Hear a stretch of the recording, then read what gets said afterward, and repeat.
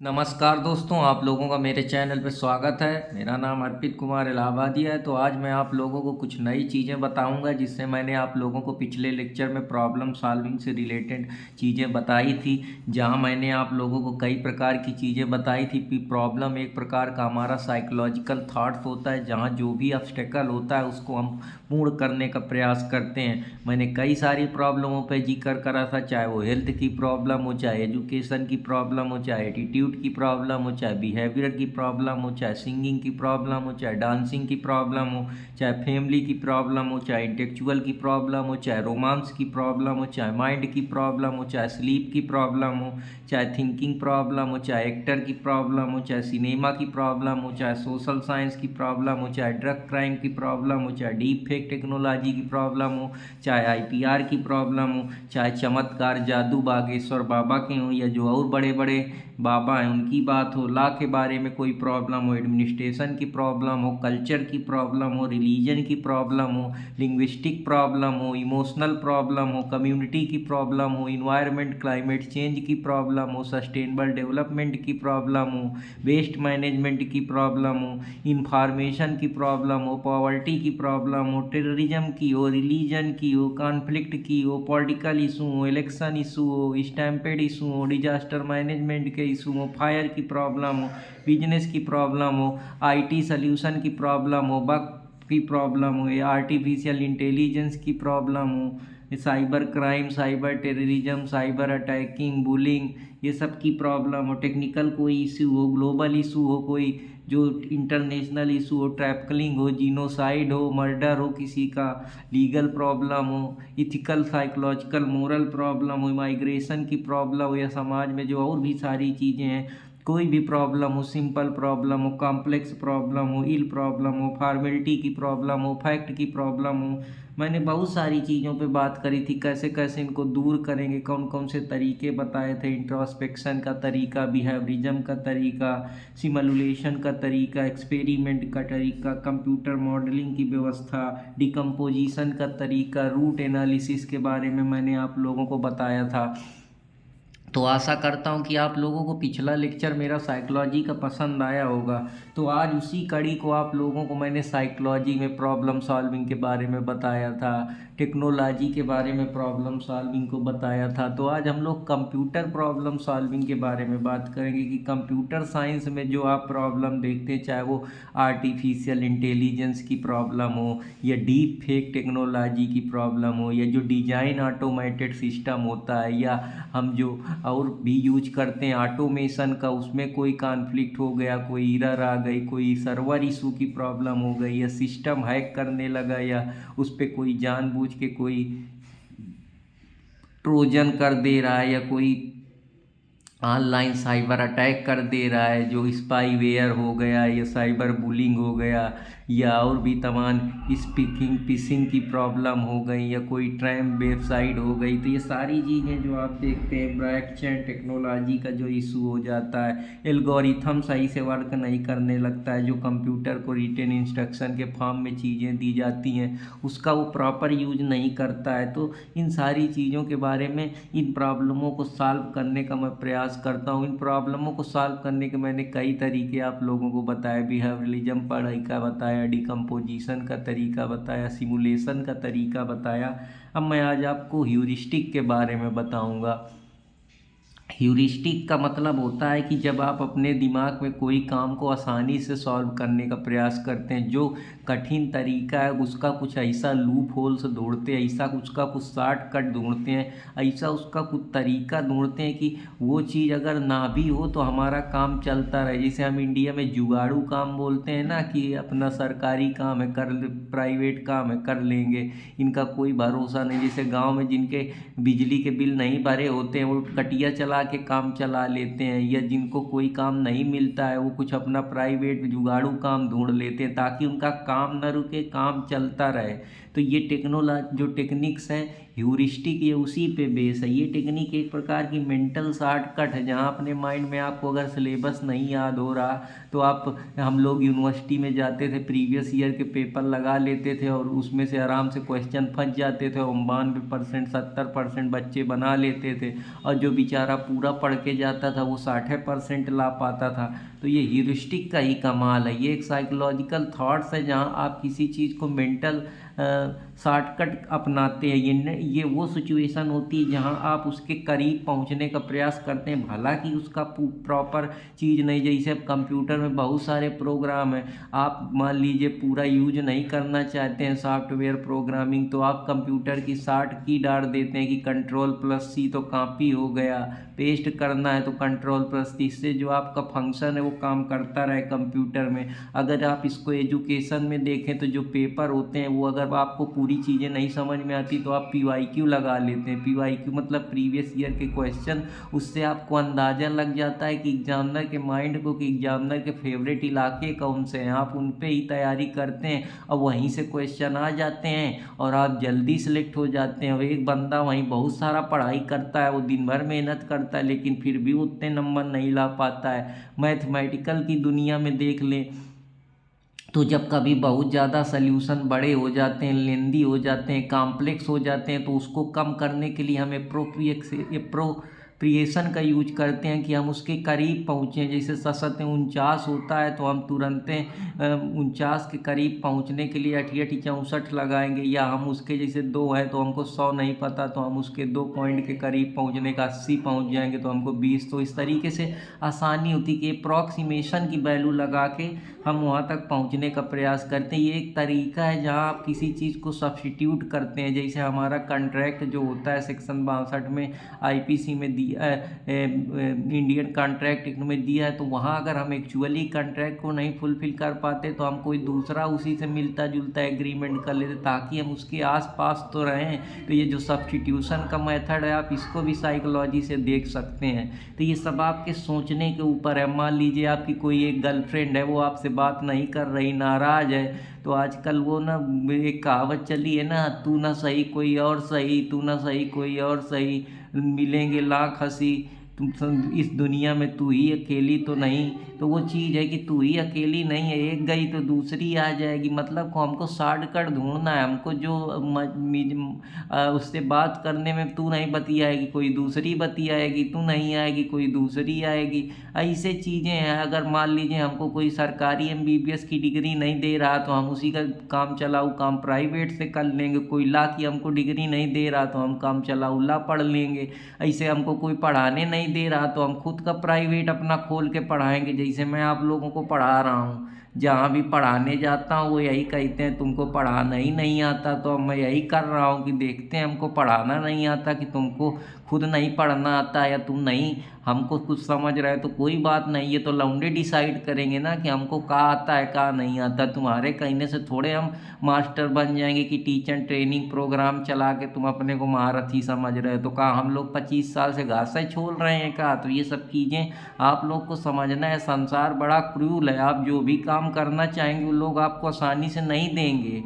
आप जब तक लड़ेंगे नहीं, अपना वर्चस्व नहीं दिखाएंगे कि आपके अंदर कैलिबर है, आप अपनी खुद की नहीं ऑडियंस क्रिएट करेंगे, तब तक आपको यहाँ कोई वैल्यू देने वाला नहीं है। जब तक आदमी को आपसे जितना इंटरेस्ट है ना, आपको आदमी उतना ही देगा कि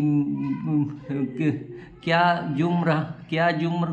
जुर्म है पता ही नहीं, मैं इतने हिस्सों में बट गया हूँ, मेरे हिस्से में कुछ बटा ही नहीं। हमको खुद ही नहीं पता कि हम कहाँ कहाँ हैं ना, हमको कोई कुछ कह रहा है तो हम भी अपना काम शांति से कर रहे हैं। एक गर्लफ्रेंड जाएगी दूसरी आ जाएगी, हमको कोई सिंगर नहीं बनाएगा, हम खुद के गाने कंपोज करना शुरू कर देंगे। जैसे वो इंडियन आइडल में एक रीवा था, उसको कह रहे थे तुमको गाना ही नहीं आता। तो ये सब ह्यूरिस्टिक के ही कंपोनेंट है। खाना अगर हमको नहीं मिलेगा तो और खाना बनाने के तमाम तरीके हैं। हम रोबोट स्टाइल में कहीं से कुछ, अगर हमारे पास पैसा है नहीं तो हम खुद सीख लेंगे। नहीं हमको होटल में घर में खाना दोगे, हम होटल में खाएंगे, तो हमको जुगाड़ू काम करना। इसी तरीके से एनालॉजी बनाएंगे कि अगर कोई भी चीज़ है, तुम ये नहीं कर एनालॉजी क्रिएट करोगे तो हम उसी का सेम कुछ बना के तैयार कर देंगे। तुम हमको अपने एजुकेशन चैनल में नहीं पढ़ाने दोगे, हम खुद अपना यूट्यूब चैनल में आके पढ़ाएंगे। तो ये सब चीज़ें हैं। इसी तरीके से अगर तुम हमको स्पेशलाइजेशन नहीं दोगे तो हम पढ़ के सीख के मेहनत करके उसको उस पर अपना समय खपा के स्पेशलाइज हो जाएंगे। तो मशीन लर्निंग क्या है? मशीन लर्निंग ह्यूरिस्टिक का एग्जाम्पल है कि जो भी हमारी चीज़ें हैं, जो हमारे दिमाग को है, उसी तरीके को वो इंटरप्रेट करती है। फटाक से हमको खाना बनाना है तो हम तुरंत हीटर में धर दिए, उसमें इंडक्शन में धर दिए, टेक्नोलॉजी का ज़माना है, खट से खाना बन गया। तो हम उसका शॉर्टकट ढूंढ रहे हैं, उसका तरीका निकाल रहे हैं। हमको अगर कोई मान लो हमारे पास कूलर नहीं तो हम शॉर्टकट अपना गाँव वाला बयाना डुलाने लगेंगे। इस तरीके से सारी चीज़ें हैं। अगर हमको कोई वैसे नहीं प्रोफेसर बना रहा है तो हम जनता के प्रोफेसर बनेंगे। हमको क्या करना है? सब तो समाज में लोगों ने ही डिसाइड करा है ना। तो अब तो लोग बताएंगे ना कि हमको क्या पता है क्या नहीं पता है। अभी तो कहते हैं तुम कुछ भी बोलते हो, तुमको उदय नहीं, तुम क्या साइकोलॉजी पढ़ा पाओगे, तुम क्या ला पढ़ा पाओगे। तो मैं कहता हूँ भैया मुझको नहीं आता है, मैं अपना एक छोटा सा आधा आदमी हूँ, बस मुझको जीने खाने दो, मैं आराम से पढ़ा रहा हूँ। फिर भी लोगों को दिक्कत होती है, वो जज करने लगते हैं कि ये टकला आदमी, इसको कुछ आता जाता है, कुछ बताएगा। तो मैं उन लोगों को इतना ज़रूर कहूँगा कि वक्त आने पे ही हम सब चीज़ का फैसला करते हैं। टाइम और साइलेंस बहुत ज़रूरी है, इसीलिए आप लोगों से कहता हूँ कि शांत रहिए, टाइम का इंतज़ार करिए और पढ़ते रहिए। अपने भाई को थोड़ा बारा प्रेम दीजिए, जिससे आपके भाई को भी थोड़ा मार्केट में वैल्यू मिले। लोग तो समझते हैं पागल, इसको कुछ आता ही जाता नहीं है। तो ये ट्रायल एंड एरर है कि अगर एक चीज़ में हमको गलती आप ढूंढेंगे तो हम दूसरी निकालेंगे, दूसरी ढूंढेंगे तो तीसरी निकालेंगे। जब तक हम फेमस नहीं हो जाएंगे तब तक लड़ते रहेंगे। इसमें अभी आप एक इंडियन क्रिकेट टीम में एक प्लेयर आप देखते होंगे, एक अरुण करके है, पश्चिम बंगाल से खेलता है। वो शुरू शुरू में आया था तो लोग उससे कहते थे कि तुम क्रिकेटर नहीं बन पाओगे। वो फास्ट बॉलिंग करना शुरू करा तो लोग हाथ पैर टुरा के बैठ गया। तो उसके बाहर वाले कहने लगे अब तो तुम क्रिकेटर बन चुके। ऐसे अब जब IAS PCS की तैयारी करने जाते हैं तो लोग यही कहते हैं ये IAS PCS बनेंगे। तो हम ट्रायल एरर करते रहेंगे, हम तक जब तक नहीं सफल होंगे तब तक ट्रायल एरर करेंगे। देखिए फिर उसने फास्ट से क्या करा, स्पिन करा, स्पिन करने के बाद वो सफल हुआ कि नहीं हुआ। तो जो काम में आपको मन लगे उसको करते रहिए। लोग क्या कहते हैं क्या नहीं कहते हैं डजेंट मैटर, क्योंकि एक आदमी आपके दिमाग में, आप में 25 साल 30 साल 40 साल जितनी भी आपकी उम्र है, जितनी भी आपने मेहनत करी, वो आपका दिल जानता है, आपकी आत्मा जानती है, आपके अंदर जो आपने उस चीज़ का अनुभव करा, एक्सपीरियंस करा है, जो आपने दिन रात उस पर मेहनत करी, वो आपको पता है ना। दूसरा आपके बारे में क्या परसेप्शन बना देगा, वो तो वही है Gibson modern bottom approach theory की। जब तक आपके बॉटम में दिमाग में भरे रहेंगे और जब तक उसको बाहर नहीं पलटेंगे, अपने दिमाग में रखेंगे, तब तक आप लोग को वहीं से भी कोई लोड लेने वाला नहीं है। तो वो मुझसे कहते हैं तुमको साइकोलॉजी नहीं आती है। मुझको लगता है जो आधे साइकोलॉजी पढ़ाते हैं उसको गिब्सन बॉटम अप्रोच नहीं पता होगा। वो हमको बताते हैं कि तुम साइकोलॉजी कैसे पढ़ाओगे। तो ठीक है भाई, हमको नहीं आती है, लेकिन मुझको लगता है कि मैं जो पढ़ा रहा हूँ आप लोगों को ज़रूर समझ में आ रहा होगा। मशीन वही है ना कि नट बोल्ट वो कस रहे हैं, हमारी बोल्ट कस के हमको सोच रहे हैं कि यार इसको तो कुछ मालूम है नहीं, तो हम सोच रहे हैं हम ही अपनी नट बोल्ट बना लें। तो ये चीज़ है। अब जैसे हमको वेरिएबल्स पता है कि अब अगर लिखा है 10x + y करके 50, तो हम कैसे रखेंगे। अब x की हम कोई वैल्यू मान लें हम 10x की वैल्यू 1 मान लें, y की वैल्यू 5 रख दें तो 50 हो गया। तो इससे हमको तो ये पता चल जाएगा ना कि हम सही कर रहे हैं। तो ये ट्रायल एरर तो है कि हमने एक ट्रायल करा उसमें विफल हो गए, दूसरी बार हमने कुछ वैल्यू रखी। ऐसे थॉमस एल्वा एडिसन थे, उन्होंने 1000 बार प्रयास करा तब भी जाके वो सफल नहीं हुए। लोग कहे ये पागल हो जाएगा, ये कुछ नहीं कर पाएगा, और लास्ट में वो बल्ब बना दिए कि नहीं बना दिए। ऐसे जो बड़े बड़े आपकी जिनके 1000 चैनल हैं, 100 चैनल हैं, उनको महारथी समझते हैं, उन्होंने ट्रायल एरर करा। आप ही लोग तो उनको बड़ा बनाए, आप ही लोग के सहयोग से तो उनका इतना नाम हुआ। तो अगर तुम अपने भाई को भी सम्मान दोगे तो वो भी ऐसे धीरे धीरे बढ़ेगा। अब कहने वाले तो 50 कहते हैं कि यार ये इनको कुछ पता आता है नहीं है, पेपर कंपटीशन निकाल नहीं पाए, तो ये क्या पढ़ा पाएंगे। तो अब तो ये आप लोग डिसाइड करेंगे कि मैं क्या पढ़ा पाऊंगा। मैं अपने मुंह से कहूँगा तो अपने मियाँ मिट्ठू बनने वाली अपनी आदत नहीं है थोड़ा ना, कि कि हम लोग एजम्पशनें लगा रहे हैं। अगर इसको इंडियन एविडेंस में एक देख ली तो प्रजम्पशनें तो लगा रहे हैं। अब एक महिला अब कह रही है कि मेरे साथ रेप हो गया, तो अगर वो कंसेंट को कह दे रही, प्रज्यूम कर दे रही, अब्सेंस कर दे रही, तो वो मान लिया जाएगा कि रेप हो गया। लेकिन हम कैसे मान ले? उसके तो साइकोलॉजिकल दिमाग में शायद उसने कंसेंट दी हो, लेकिन वो समाज के सामने मुकर जाए। तो मेंटल माइंड की कोई वैल्यू थोड़े है। आपको समाज में चीज़ें तो वही दिखती हैं ना जो आपकी आंखें देख के चकाचौंध महसूस करती है। अभी कोई बड़े होटल में देख लो, बढ़िया लाइट बेल्ट सब लगती हुई तो आपको बहुत बढ़िया लगेगा। कहीं बड़ी गाड़ी में बैठाल दिया जाए तो बहुत अच्छा लगेगा। कहीं बड़ी शादी में आप लोगों को बैठाल दिया जाए तो बहुत अच्छा लगेगा। जिसके बहुत सारे जगह है वो आपको चकाचौंध की दुनिया दिखाता है तो आप खो जाते हैं। लेकिन अगर एक आदमी के पास बहुत ज्ञान है, वो मेंटली भरे रखा है और वो बाहर नहीं निकालेगा तो आप उसको पागले समझेंगे ना। तो इसलिए कहता हूँ जो भी जानते हो उसको बांटो, उसको बोलो, तभी लोग आपकी वैल्यू करेंगे। क्योंकि इस दुनिया को जो चीज़ें बाहर दिखती हैं, इनको बाहरी संसार दिखता है। बड़े बड़े फिलोसफर सब कुछ अंदर डाल के बैठे, लेकिन उनको कोई पहचाना तो वही जो मुंह से बोल के चला गया, जिसने अपने विचार भी रखे। आप मर के चले जाएंगे, अपनी आवाज़ नहीं खोलेंगे, दूसरों के सामने शर्माते रहेंगे तो लोग दूसरे आपको कुछ नहीं देने वाले हैं। वो तो चाहते हैं कि ऐसे मरते रहें, ऐसे घूमते रहें, इनका कुछ ना हो पाए। तो ये तो आपके ऊपर है ना कि आप किस तरीके से देखना चाहते हैं। तो जो आँखें हैं उनको बाहरी संसार देखने से पहले अंदर भी थोड़ा झांक लीजिए कि अंदर से ही आप बाहर आ सकते हैं। जब तक आपका मेंटल माइंड उस चीज़ के लिए प्रॉपर वर्क नहीं करेगा, नहीं बना लेंगे, तब तक आप बाहर की दुनिया से कैसे बाहर आ पाएंगे बताइए मेरे को। जिन लोगों को भी आजकल आप बड़ा होते हुए देखे हैं, उन्होंने पहले अपने अंदर थॉट प्रोसेस चेंज करा है, अपने अंदर बिहेवियर चेंज करा है। बिहेवियर से ही तो हैबिट आई, बिहेवियर से ही तो आप किसी काम के प्रति इंगेज हुए, अपनी सोच बदले। तभी तो हम जानवरों से, जो हम लोगों का बारबेरियन सोसाइटी था, हम लोग उन पूरा पाषाण में जीते थे, पत्थर चबाते थे, ना हमारे पास कपड़ा थे, ना उत्ता थे, ना हमने इतना प्रोग्रेस करा। तो हमने बिहेवियर ही तो चेंज करा, हमने थॉट प्रोसेस ही तो चेंज करा, हमने उन्हीं चीज़ों से एक्सपेरिमेंट करा, तब तो जाके आज हम इस सिचुएशन पे हैं। तो ये ह्यूरिस्टिक कुछ उसी तरीके से काम करती है कि एक मेंटल शॉर्टकट है, आपने शॉर्टकट अपनाया और आप यहाँ आ गए।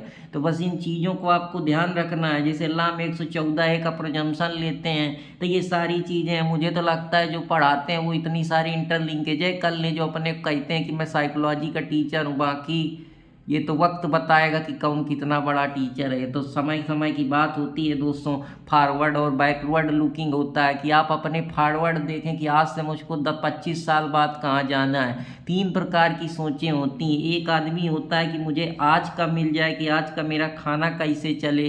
एक आदमी होता है कि यार मेरे को 1 महीना में सैलरी कितना मिल जाए। एक आदमी सोचता है मेरा एक साल में कितना प्रोग्रेस हो जाए। एक आदमी होता है कि मेरा आज से 15 साल बाद कितना प्रोग्रेस होगा। तो ये जो लोग होते हैं, ये मिनिमम वाले लोग होते हैं। ये होते हैं जो एक तरीके के ड्रीम रखते हैं कि हमको पाना है। ये होते हैं जो विजनरी सोच वाले होते हैं कि हमारा विजन है कि हमको यहाँ पहुँचना है। जो सबसे लास्ट वाला होता है वो सुपर विजनरी होता है, जो जिनको आज आपके ज़माने में बिजनेसमैन कहते हैं। क्योंकि जब बिजनेस शुरुआत में करी जाती है तो प्रोग्रेस नहीं दिखाती है, तब वो लगता है अरे यार ये तो बिजनेस करेगा, क्या करेगा। आप नौकरी वालों को बड़ा समझ ले, लेकिन 10 साल बाद नौकरी वाला पाप आता है। नाम किसी नौकरी वाले का सुने हैं कि उसके पास 400 करोड़ की संपत्ति है, 100 करोड़ की संपत्ति है। तो वो बाहर कैसे झलकने लगती है। पहले वो अंदर 10 साल दबा के रखता है ना कि यार 10 साल मेरे को अभी किसी को कुछ नहीं बताना है। लेकिन 25 साल बाद आप उसको पा पाते हैं। ये सिर्फ अकेले आप हवा देखते हैं कि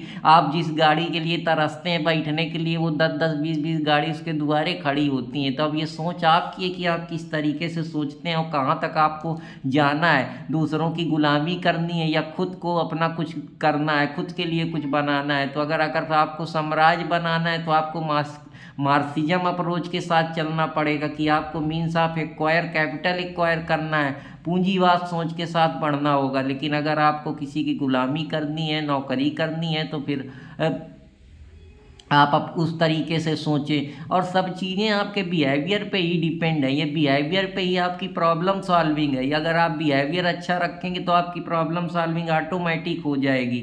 तो अब मैं आप लोगों को एक और तरीका बताता हूँ कि प्रॉब्लम सॉल्विंग का, जिसको हम रूट काज अप्रोच बोलते हैं। रूट काज अप्रोच का मतलब होता है हर चीज़ के पीछे एक जड़ होती है जहाँ से कोई भी समस्या शुरू होती है। अगर सोसाइटी में अमीरी गरीबी देख रहे हैं तो उसका रूट काज तो एक ही है ना, कि जो पूंजीवाद है वही तो रूट काज है। कि जिसके पास पूंजी हो गया, समाज में अगर बराबर मनी का डिस्ट्रीब्यूशन किया जाता तो फिर इतना ज़्यादा ऊंच नीच ना होता जितना ज़्यादा ऊंच नीच आप देखते हैं। या आपने देखा कि जो आज डेवलप कंट्री है, डेवलपिंग कंट्री है, उनके अंदर क्या फ़र्क है? उनके अंदर एक ही फ़र्क है कि उन लोगों ने हमेशा अपने को डेवलप करने का, अपने बिहेवियर को चेंज कर अपनी पूंजीवाद इंडस्ट्रियल इकोनॉमी बनाई, जिससे कि उनके पास पूंजी रहे तो वो प्रोडक्ट खरीद सकें, पैसा खरीद सकें, अपने लिए हथियार शस्त्र बना सकें। अब जिसके पास पूंजी ही नहीं है, जो खुदे नौकरी में जी रहा है, ट्रेडिशनल सोच के साथ जी रहा है, ट्रेडिशनल चीज़ें जी रहा, अपने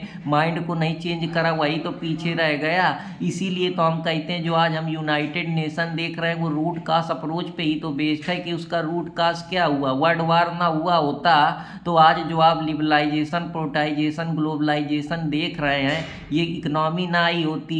और ना ही ये जो डीकोलोनाइजेशन हुआ कि कॉलोनी अपने आप में डीकोलोनाइज हो गई, फिर उनको ये जो अब जो आदमी वर्ल्ड वार में सब अपना संपत्ति गंवा देगा, लोग गंवा देंगे, अपना मनी गंवा देगा, चारों तरफ कुछ बचेगा ही नहीं। तो स्वाभाविक सी बात है उनको कौन उठाएगा? कोई ना कोई तो उठाने वाला होगा। और कोई भी चीज़ कब तक भी ध्वंस होगा? इतने सारे लोग मरेंगे तो परिवर्तन भी तो आपके जीवन में होना चाहिए। बिहेवियर नहीं चेंज करे तो उनको कौन देगा? पीस नहीं होगी, शांति नहीं होगी, तो ये सोसाइटी जो मानव का अस्तित्व है ये कहाँ रह जाएगा? तो ये सब चीज़ों को दूर करने के लिए रूट काज अप्रोच का यूज किया जाता है। रूट काज का मतलब होता है कि पहले हम उसकी मेन जड़ को पकड़ते हैं, उस मेन जड़ की वजह से आज सारी चीज़ें हो रही हैं। वर्ल्ड वार हुआ तो उसके बाद यूनाइटेड नेशन आया, फिर यूनाइटेड नेशन आया तो जो डेवलपिंग कंट्री थी वो भी धीरे धीरे ग्रो होना शुरू हुई। उनकी इकोनॉमिक व्यवस्था अच्छी, उनकी सोसाइटल व्यवस्था अच्छी हुई, उनको लोन दिया गया, उनके फाइनेंशियल सेल्फ सफिशिएंसी के लिए बात की गई, उनको प्रोटेक्शन दिया गया ताकि वहाँ पीस, शांति बन सके।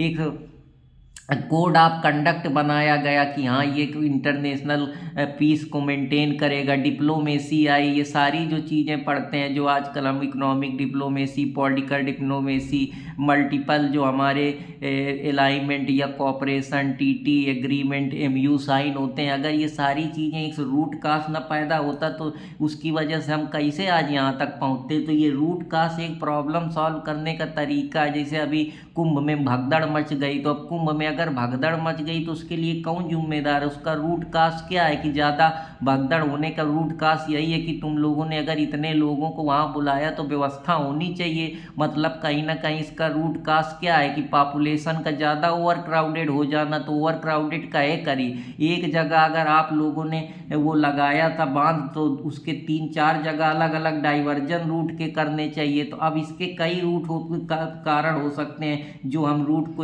आइडेंटिफाई कर सकते हैं। अब इसमें हम क्या क्या आइडेंटिफाई कर सकते हैं? पहले तो पॉपुलेशन का ओवर क्राउडनेस हो गया।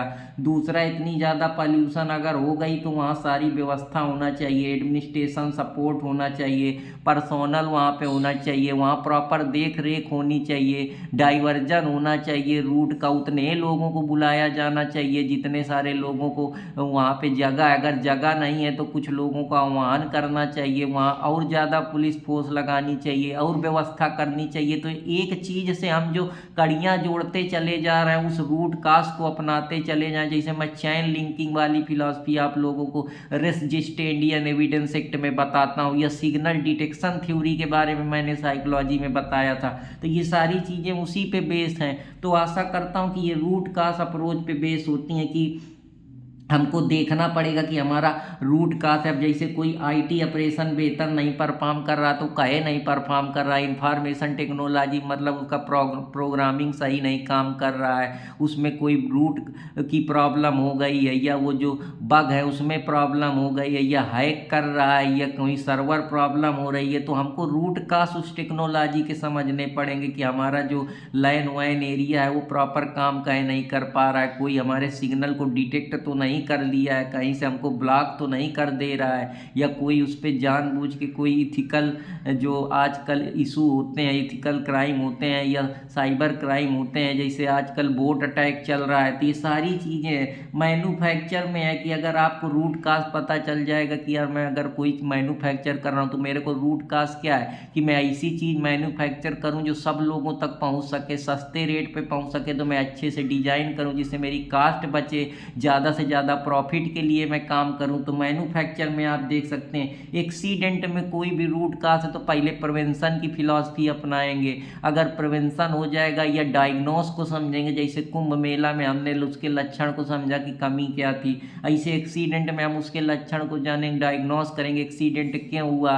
अगर प्रिवेंशन करने के चांस है कम लगा है तो उसके लिए, अगर लग गया है तो कहाँ हॉस्पिटल में ले जाएंगे, अगर एक्सीडेंट के बाद हो गया तो बॉडी कहाँ रिकवर करनी है, उसको कितना कंपनसेशन देना है, कितना उसके परिवार वालों को देना है, बॉडी को कहाँ रखना है, कौन कौन से लोगों को बुलाना है, एक्सीडेंट का जो कास है, पोस्टमार्टम रिपोर्ट है। तो ये सब क्या है, उस डायमेंशन से तोड़ तोड़ के हम लोगों ने उसके रूट कास अलग किए हैं कि ये प्राइमरी कास है, ये सेकेंडरी कास है, ये टर्टरी कास है, ये लॉन्ग टर्म रूट है, ये शॉर्ट टर्म टूल्स है, ये इमीडिएट रूट है, ये डायग्नोसिस अप्रोच है, ये प्रिवेंशन अप्रोच है।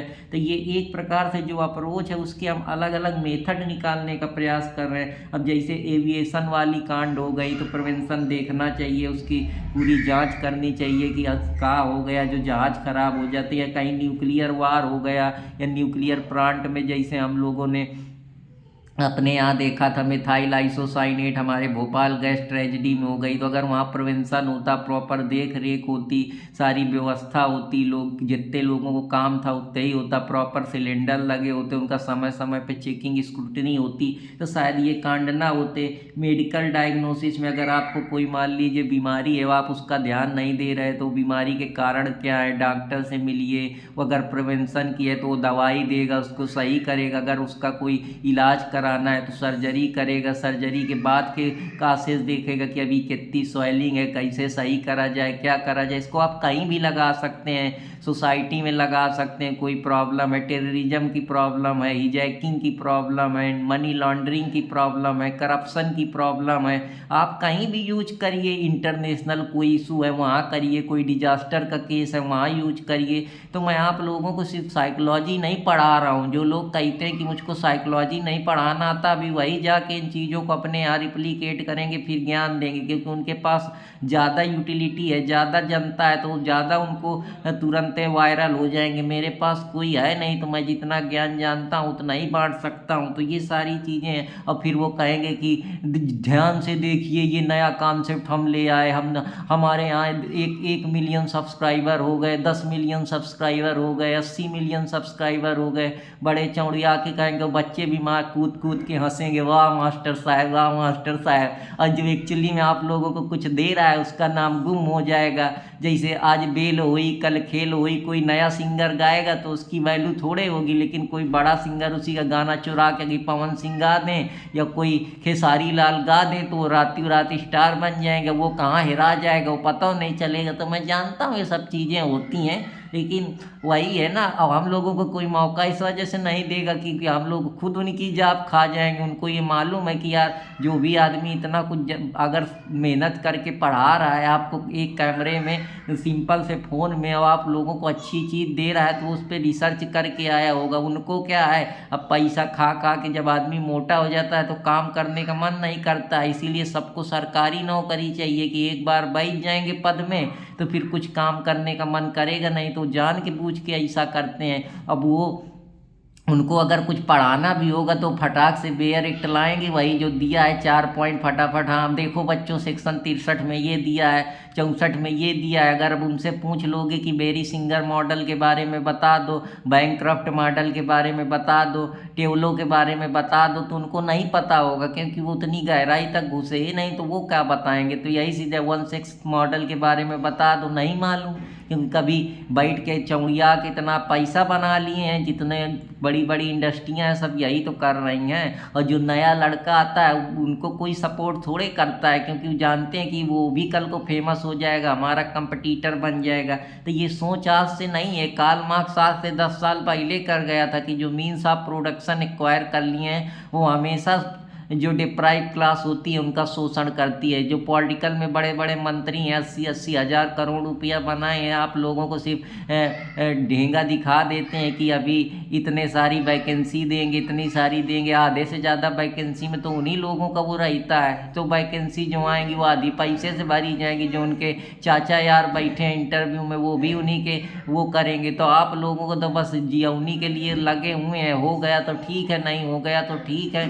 तो इसलिए काम धंधा पकड़िए, पढ़ाई भी करते रहिए साथ में अपना क्योंकि यहाँ आपको तरीका सब बता देंगे, खाने के लिए रोटी कोई नहीं देगा। तो ये आप अपने ऊपर समझने रहिए और अपने दोस्त अर्पित कुमार इलाहाबादिया को सब्सक्राइब करते रहिए। तो आज मैं आप लोगों को रूट काज एनालिसिस के बारे में बताया हूँ और आशा करता हूँ कि आप लोगों को ये समझ में आया होगा। आने वाले उस पर मैं आप लोगों को 5 वाई टेक्निक के बारे में बताऊंगा, फिर मैं आप लोगों को फेलर मोडर इफेक्ट एनालिसिस के बारे में बताऊंगा, फॉल्ट ट्री एनालिसिस के बारे में बताऊंगा, ऐसी ऐसी चीज़ें बताऊंगा। इशिकावा टेक्नोलॉजी की जो जापानीज टेक्नोलॉजी है उसके बारे में बताऊंगा, काइजन प्रिंसिपल के बारे में बताऊंगा, आपको पैरेटो प्रिंसिपल के बारे में बताऊंगा कि ढूंढने वाले ढूंढते रहेंगे, सर्च करेंगे, फिर जाके बताएंगे, फिर अपना ज्ञान गढ़ेंगे, तभी तो उसकी वैल्यू है।